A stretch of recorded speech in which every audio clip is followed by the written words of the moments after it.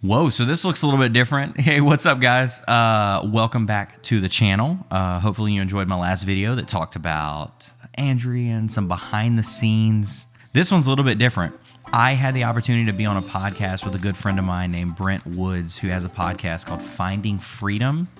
And what you're going to see is a couple snippets and highlights from that podcast that he was so gracious to let me have and use. So I hope that you enjoy it.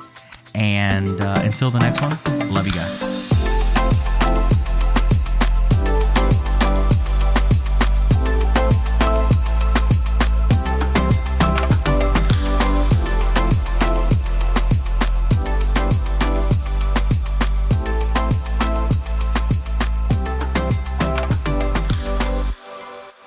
Hey guys, this is Brent with the Finding Freedom podcast, and today I'm hosting Jordan Sellers. Hey, Jordan. What's up, man? So, just before we get started, can you give the people that are listening or watching an idea of like what you do, right? And you will explain this throughout the rest of the episode, right? But just give them the nutshell version. Like who is Jordan? Okay, so I guess the shortest version is I come from a unique background. I've always been kind of a salesman, natural salesman. I spent over a decade in ministry. And so fast forward, I have a degree in marketing and spent a decade in ministry. So now if people ask me what I do, I'm a consultant and a creative. And so I guess what I do is I help people shift their mindset to understand their full potential and confidence of who they are. I help them clarify their message so it's clear, easy to understand, easy to repeat, and then give them or teach them creative tools to more effectively share that with the world. Man, that's awesome. All right, I'm excited to host you on this new episode of Finding Freedom. So let's get to it. I'm fired up, man.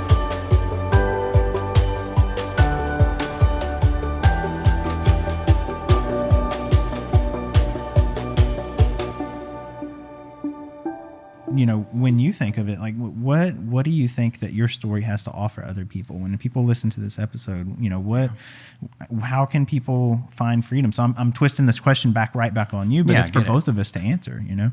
So it just depends. So it's crazy. This will sound like a cop-out. I feel like I was more prepared for COVID. Yeah. My middle of 2019 to end of 2019 was exponentially more stressful and brutal and difficult than what COVID was. And so for me, COVID was a substantial pay cut, 75%, every bit of it. Wow. Just from on a business sense. Man. I was super blessed because I had, for the first time in my entire life, I was in control of my own income. So it's like sometimes it's frowned upon to like celebrate when you do really well, which I think is so. I don't know. I'm spending time with people that they want to know that you're doing well. They want to celebrate you. Absolutely, they want to talk about it. It's like, don't downplay. Every success deserves some sort of notoriety because you worked hard for it, you believed for it, you prayed for it, and so I could go back to where, you know, I was on staff at a church for over 9 years, and we went our separate ways. I was asked to step down from my position, I think in like August or September of last year. Yep. And so there's like a whole backstory of there that's just brutal. The emotional strain of, you know, wanting to be in your dream job, but it not being what you expect it to be. But then the weight of it being ministry, and it's not about you, so you're not allowed. It's like you're not allowed to express the emotions that you have because you're less important than the person that you're trying to serve. Like this weird, that's tough. Like that's brutal. And so to go from that to like have to start a business to make ends meet in the middle of all that, I landed on my feet amazing, like blessed beyond measure. So the reason why COVID wasn't a huge deal, I'll get to COVID. I think it's okay to say that like we set, I hope this is encouraging to someone. So it was terrifying to like be let go of your job, which that's a funny thing. So the fastest way to get like fired from a job is to be really bad at what someone wants you to do because you're dying to do what you would really love to do. And so like that's a good way to get let go. Like to be crappy at what your job description says, or like half of it. I had like 9 jobs. That's a different podcast. I was paid for 1, but I had 9. Welcome to church. Yeah, I mean that. Yeah, that's a whole different conversation. But unfortunately, like half the things on that job description, I was just dropping the ball over and over and over and over again. So of course, I mean, it's still a business. You can't be in that position. So right. What's really, really crazy? This is why COVID sucks so bad. From like November to March, just from a financial standpoint, I did better than I've ever done in my entire life. And we thought, holy cow, this is gonna be amazing. This is gonna be the best year ever. I replaced my 2019 income from the church, which is that substantial, in like 2.5 months. Mm-hmm. And then COVID shows up, and it's like, glad you did well. You're gonna live off of this for the next 6 months. And so, no, from when COVID really started, probably like March, we just decided as a family, we followed the rules. Wife was a school teacher. Fortunately, she still got paid. And we just hunkered down and spent time together as a family for like 5 months. Super chill, super quiet. Yeah, but I mean, it was a resting period, you know? Like, it really was. Especially anybody out there that's in ministry, you understand this. I'll say this carefully. It's like running it 80% to like preserve 20% so you can stay sane. Mm-hmm. And, you know, be healthy for your family. Sometimes that feels frowned upon.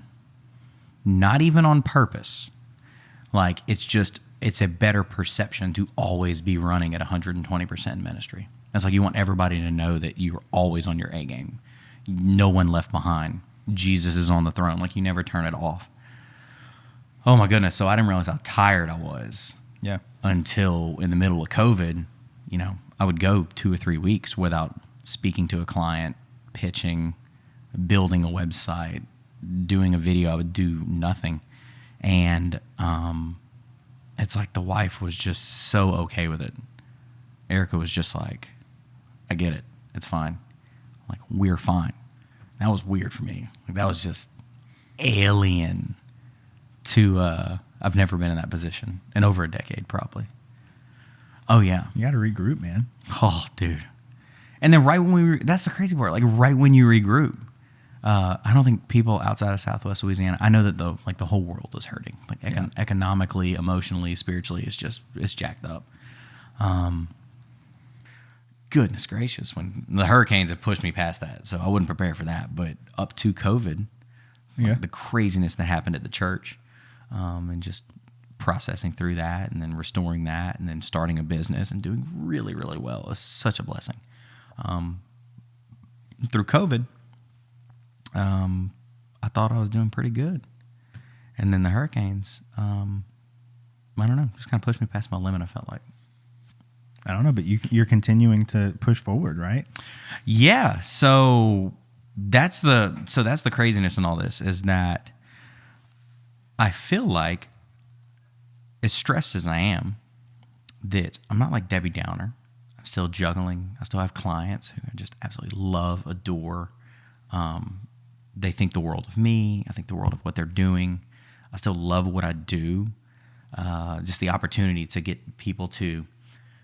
What I do is so unique, right? So if you go read my YouTube bio, it's like I want people to shift their mindset so they understand their potential. But then once you understand your potential, I like to help people clarify their message so people know who they are and what they do. Because I think there's this little journey you go on, right? Where, and then after that, I think there's creative tools that you can use to position yourself to successfully market yourself to the world. So I take people on this little journey, right? Where you need to understand. It's so cool. Trudy Lonsky, she's an aspiring author. She's so amazing. And we had this big breakthrough in like our second consulting session where I said, you have permission to be an expert at telling your story. Exactly. Okay. I said, that's all you need permission to do. And she's like, say what? And I said, yeah, you are already, like, we can open a marketing book. You're already marketable. You already have a great message. You already have great composure. You're good on video.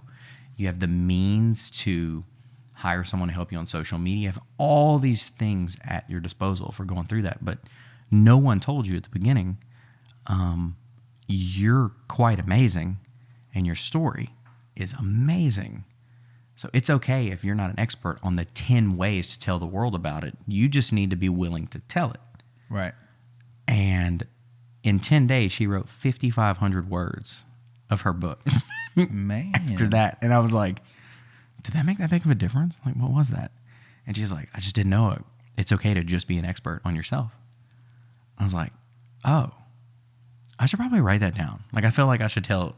And so I didn't realize I've been telling everyone that I talked to that, but I had finally found that perfect, like, juice. You know what I'm saying? Like, the juice of that. So, and maybe that, I mean, you're really trying to apply it for yourself. Oh, I am trying to. Yeah, but see, when you live in a marketer's world, in a salesman world type thing, it's like, I feel like if I can't produce the best version of myself in that moment, it's not worth showing.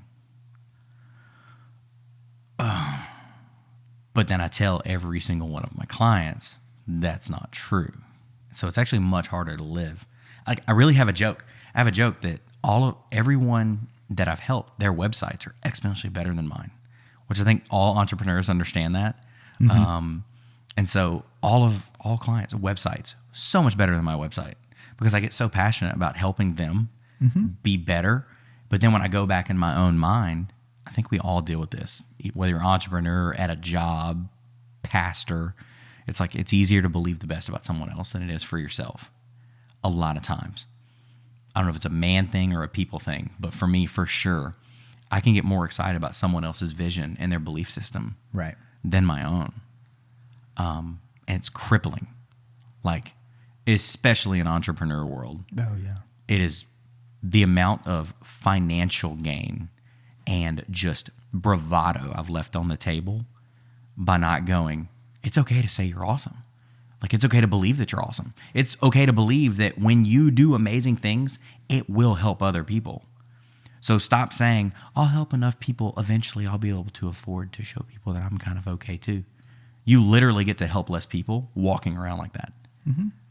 I mean, really, it's, you have to believe in yourself before you ever can start to believe in other people too. You know, and so, like, it's just a thing in life, a life lesson you have to learn. You know, really work on yourself before you can work on other people. Or another one is, how can you love yourself before you can love somebody else? Like, really love somebody else. Yeah. That one, that always kicked my butt in ministry. Yeah. I mean, it was, I would say so there's two ways to look at that. Is, I could say ministry, but let's just call it, like, we'll call it a job, just so people don't think I'm just throwing church under the bus. So it's like, you can sit there, and if you don't invest discipline, self-belief, self-worth, self-drive, all of those things, the people that are better at doing that it'll permeate deeper into the organization. They'll be more successful at their current position. Right. And they'll by default be better at their next position. The people they surround themselves will benefit more from someone who understands and believes all those things. And so one of my downfalls is that I consistently would believe that, say that, or do that now remember, I'm like a crazy marketer. I always think about the end user obsessively. The very last person at the end of the line so the idea that's on the whiteboard before it makes it to the computer, before it makes it into a video, before it makes it into a sponsored ad, how that culture shift affects everybody in the room, how you speak, how you talk. So if I catch their attention, if they click on it, after they click on it, what happens? What do we say? After we say it, does it work? And if they don't listen, how do we call them back and try again? And if all that works, they make it in the door. How do they feel? How are we perceived? And how likely are they to believe the best about us enough to come back and try it all again? I'm a crazy person. That goes through my head by default. Mm-hmm. And then someone will be like, well, how's your marriage? I'm like, not important.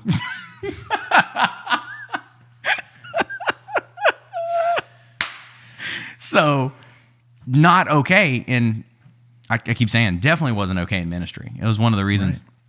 And so a lot of the things that if we ever talk about it, I know on my podcast and my YouTube, I'll eventually open up and tell some of those stories. Right. Like I felt like I dealt with a lot of things, like just like emotional abuse and just some craziness that in any work environment, you should stand up for yourself or ask for, like, talk to someone. Like, but a lot of those situations, a percentage of them were my fault because I didn't believe enough about myself to stand up for myself or ask questions or like fight for my ideas or ask for more respect. And so if you continually, one of the most painful things you hear from good pastors is that insecurity is another form of pride. It hurts so much when you hear it, but it's so true. God, it's so true. And so you're sitting there secretly hoping everybody figures out all your problems without you having to say it, mm-hmm. which is extremely prideful. And so, yeah, that has been a huge struggle of mine, always. And I know I'm not the only person that does.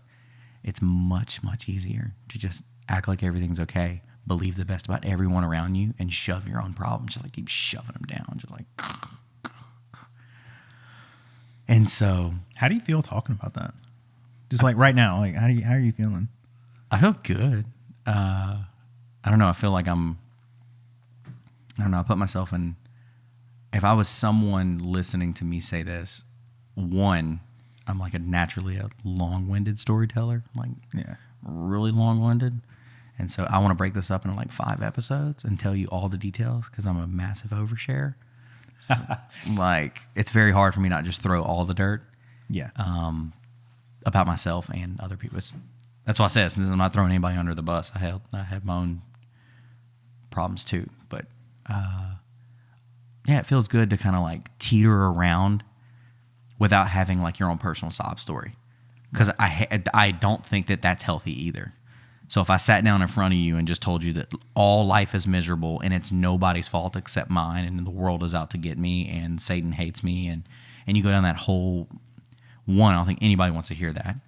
And so that's a terrible podcast. Well, I mean, you would probably just have to sign my client paperwork. Yeah, so right. We're just in a transition. Yeah, we're just going to session. I'm going to send you a bill at the end of this. And so definitely don't want to do that. And so I like it's like we're skirting around the actual root of the cause and just kind of the how do you feel with how you've handled what's been put in front of you. Right. And you know, I get it. I mean, in an hour, you're not going to be able to really get to the root of all of the things, right? Mm-hmm. But really, you know, I mean, it's just being able to, you know, kind of, I guess, give not the nutshell version, but just like, you know, get a few great nuggets in. Yeah. And really just give those, you know, so that it could probably help somebody, you know? But I come back to this one every once in a while. And so I say, so you need to remember that the person above you has the same pressure as you and more. Mm-hmm. I said, before you pitch the change, the fresh vision, you have to be excellent at what was asked first. And I used to always. So if they asked me to do something, I'd be like, oh, okay, fine.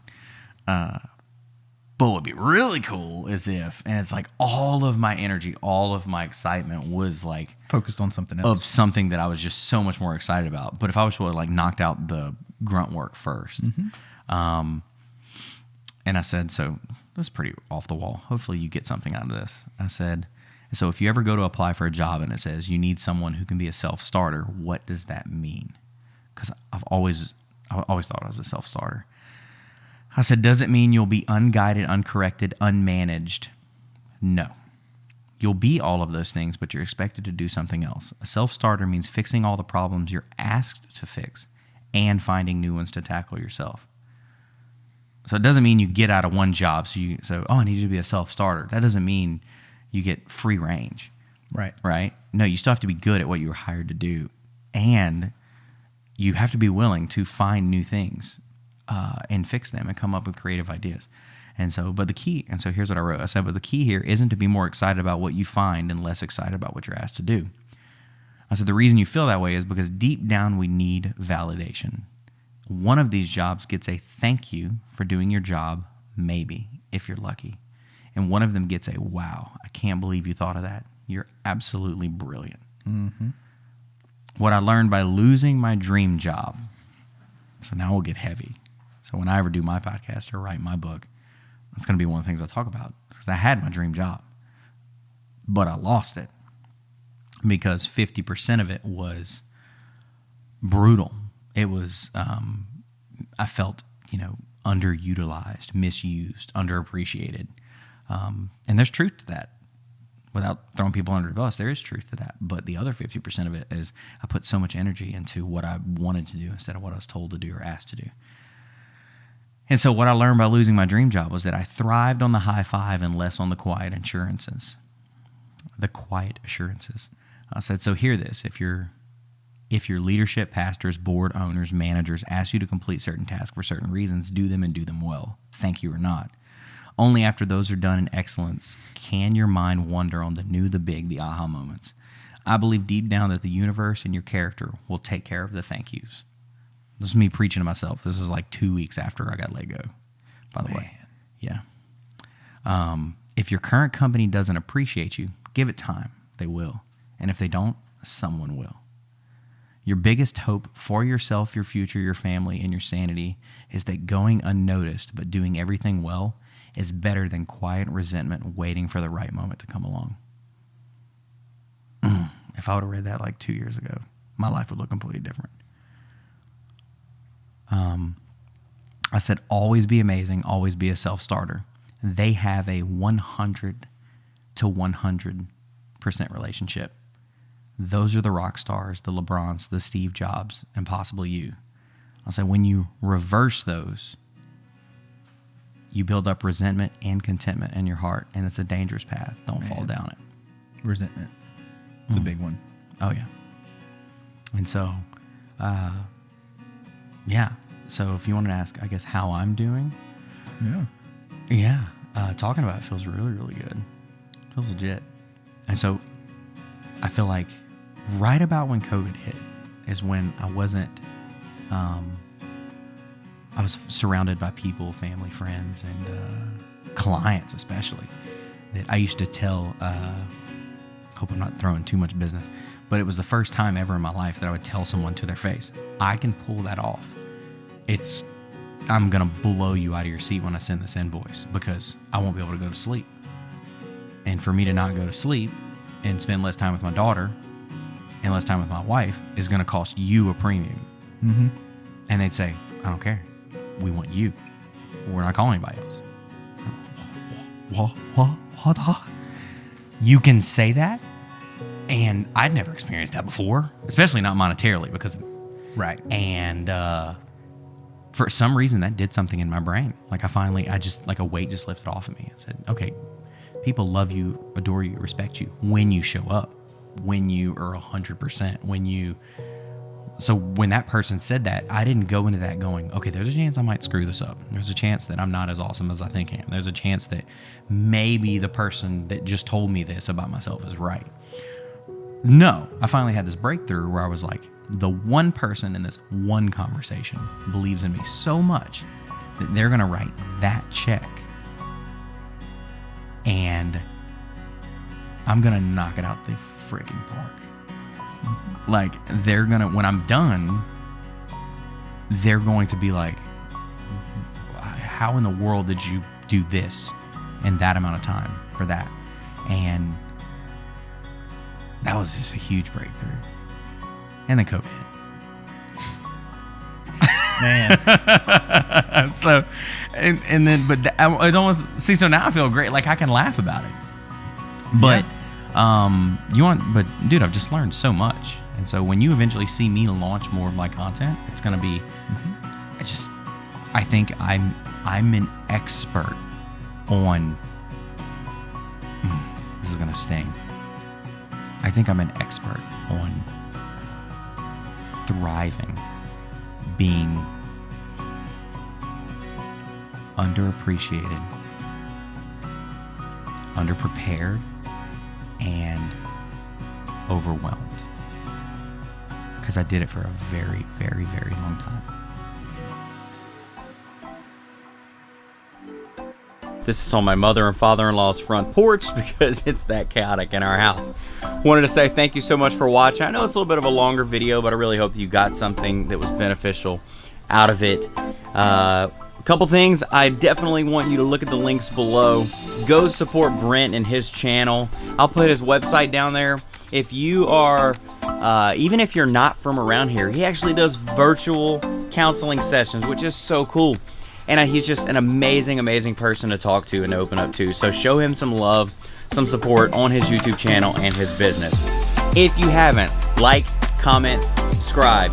Anyway, until the next one, love you guys so, so much. Have an awesome day.